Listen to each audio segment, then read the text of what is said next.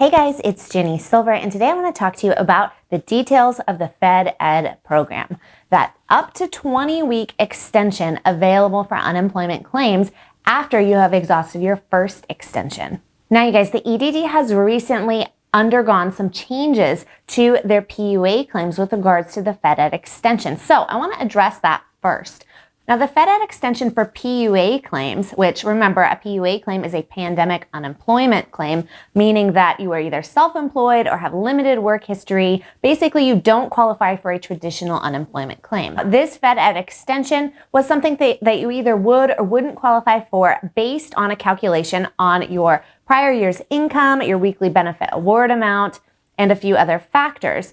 So some PUA claimants were able to receive the 7-week extension and some were denied it. Now, last week, the EDD changed this. The Fed-Ed extension for PUA claims is now automatically applied and worked into PUA claims. PUA claims were previously approved at 39 weeks, which is the 26 weeks of unemployment, plus the 13-week PEUC extension, and now they have the additional 7-week Fed-Ed extension added in automatically. No longer can you be denied for that 7-week extension on PUA. They are adding in those extra weeks automatically. So PUA claims are now extended up to 46 weeks for your claim duration. Now, there is no more waiting to be approved or denied for the Fed-Ed extension for PUA claims because those weeks are added automatically. Now, the PUA claim end date, including a Fed-Ed extension, still expires with the CARES Act. Now, pandemic unemployment is a provision of the CARES Act, that stimulus package which was passed quite a while back. Now, as we reach the end of December and the CARES Act is set to expire the PUA program, the CARES Act defines the expiration date for PUA claims as 12/31. However, unemployment claims can't be paid out for a partial week. Because we're in the state of California, the 31st falls on a Thursday. The EDD cannot pay you out for that last remaining week. So PUA claims will end on December 26th, which is a claim week ending December 26th. Now, once we reach that end date as defined by the CARES Act, know that additional 7-week Fed extension does not go beyond the end of the CARES Act date for PUA claims to end. Because the PUA claim ends, that built-in 7-week extension, which is now automatically a part of the PUA claim, expires along with it. So for PUA claims, unless there is new stimulus legislation passed, which extends the current programs or adds in a new program, no, that extension will not continue past the end date of PUA claims. So what about traditional unemployment? Well, you are on a traditional unemployment claim if you earned W-2 income in 2019. So if you were an employee in 2019 or you had at least $1,300 or more on W-2 income in 2019, then you would be on a traditional unemployment claim. Now, traditional unemployment claims are 26 weeks. After that, they undergo a 13-week PEUC extension, which is automatic. After that, you then may be eligible for a Fed-Ed extension. Now, the Fed-Ed extension is available for up to 20 weeks. The Fed-Ed extension is not a provision of the CARES Act, so it will not expire like the PEUC extension will. The PEUC extension will expire. However, the Fed-Ed extension is a half federally funded, half state funded program. The Fed-Ed extension is activated one of two ways. Number one, if the state's unemployment rate is 6% or higher. Number two, if the state's unemployment rate is 5% or higher, but the unemployment numbers for the last 2 years is 120% higher. This doesn't expire in December. It continues on while the unemployment rate is still high. In order to receive a Fed-Ed extension, I have a calculation for you, which I'm going to show you right now. In order to be eligible for Fed-Ed, you must have a regular unemployment insurance claim that started on or after May 19th. You must have used all of your benefits on your UI claim and the PEUC extension, or your claim has expired. You do not qualify for a new UI claim in California or any other state, and you meet the UI eligibility requirements and you are not disqualified. You must have made enough earnings in the base period of your regular UI claim. Now, you guys, this last part right here, made enough earning in the base period of your claim. This is the confusing part, and this is why you might be denied. Now, you guys, the Fed-Ed extension allows 20 weeks for up to 20 weeks for regular claims and up to 7 weeks for PUA claims. You'll notice here, PUA claim can receive a total of 46 weeks of unemployment benefits. So that makes this Fed-Ed extension 20 weeks for unemployment and 7 weeks for PUA.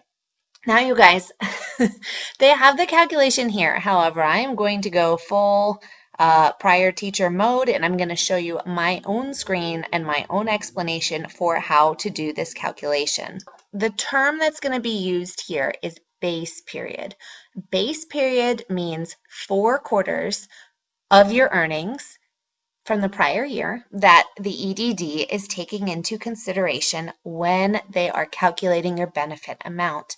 So in 2019, how much did you earn? They start your base period according to when your claim begins. So you guys, you are going to think about the 4 quarters of the year where you earned income before unemployment. Now, for those 4 quarters, in order to qualify for Fed-Ed, your earnings must be more than either of one of 2 situations. So your earnings have to be more of either this scenario or that scenario. Either they have to be more than 40 times the weekly benefit amount, or they have to be more than 1.5 times the earnings in the highest quarter of the base period of your regular UI claim. Now, this is confusing, so I'm going to give you the examples that the EDD gives. However, I'm going to explain them a little better than the EDD does. Now, your total base period earnings must be more than either of these. We're going to work on this first one, 40 times the weekly benefit amount. Okay, so let's use an example that your total base period earnings were $17,800. Remember, that means that you earned $17,800 in those 4 quarters. And you have a weekly benefit award amount for $450. Now we're going to do a calculation. 40 times your weekly benefit award amount. That equals $18,000. Now remember, to qualify, your earnings, which was $17,800, must be more than this calculation of $18,000. Well, is $17,800 more than $18,000? No, it is not. So you do not qualify using this standard. Well, how about the other way to qualify? Let's check that and see if you qualify that way.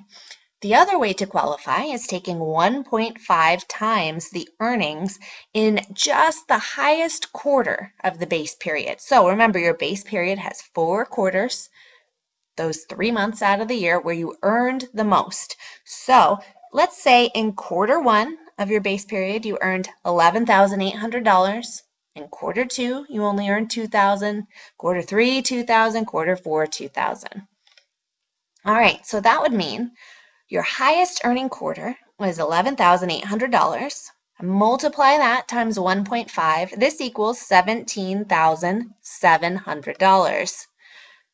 So now remember, to qualify, your earnings, $17,800, must be more than the calculation we just did. So is $17,800 more than $17,700? Yes. So you do qualify using this calculation standard. So you would qualify for Fed-Ed.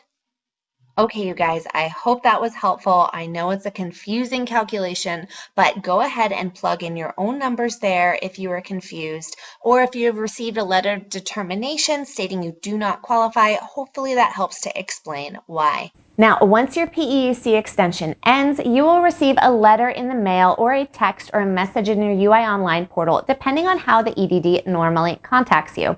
Now, once you receive that message, it's going to let you know if you were either approved or denied for Fed-Ed. If you were denied, you may be able to enroll in a PUA claim. Now, the EDD states online in their information that they will let you know if you're able to enroll in a PUA claim, and they will send you a letter stating your next steps to enroll. But what my subscribers are reporting is that for those who are denied Fed-Ed, they are not instructed any further information as to how to then get on a PUA claim if they qualify. So what I think is best to do is, if you were denied Fed-Ed, that you then call into customer service. Yes, unfortunately, you have to sit through the phone line, but what you'll want to do is you will want to make sure that you call after 6:30 p.m. to try to get through the fastest. That is still the time that people are reporting that they get through the fastest on customer service. Now, once you talk to a claim rep, you want to let them know that you were denied a Fed-Ed extension and you would like to see if you are able to apply for a PUA claim. The claims rep should be able to walk you through the process. They might file it for you, or they might direct you to how you can do that on your own. But I would be proactive, and I would call into customer service, and I would try to get that next step moving along, as opposed to waiting on them, because they have been failing to send out those letters, unfortunately.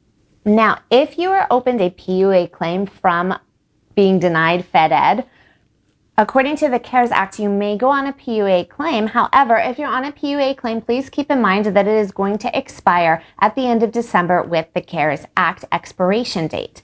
Also keep in mind that according to the CARES Act, the PEUC extension and other benefits that you have already been awarded are going to be removed from that claim duration. EDD stated in last week's press release that due to the CARES Act requiring them to deduct those weeks that you have already received from PUA claims that are acting as an extension, they will need to go into those accounts that are receiving a PUA claim after a UI claim, and they will need to deduct the weeks to correct an error where people may have been awarded more weeks than they qualify for. Okay, you guys, I hope that was helpful. Please click like, subscribe, and leave me a comment down below. You guys, I was eating Halloween candy while I was working. Took it from my kids. I ate it. Ate Halloween candy. It's all gone. Just kidding. Maybe I have a bag of Halloween candy at my desk that I've been eating nonstop. I've been hiding it from my husband. So we have a bunch of animals, right? And we always have, like, I don't know, like at least 2 rotating pets that we've found outside on a hiking trail or a creek or from our backyard. So we'll find random weird insects or creatures, and they have temporary residence privileges in our house. We have a whole bunch of tanks. But last night, my husband found a mouse and caught the mouse, and it was really cute. So we put it in a tank. But my 5-year-old was so excited. They were building it like a new tank to live in for a couple days, and they were building it a little nest and everything. And then they went to transfer the mouse, and it hopped out and it's running loose in our upstairs right now. And we have it like isolated in a bathroom, and the bathroom door is closed, and it's like the door is blocked, but the mouse went underneath the cabinets. Now we can't get it out.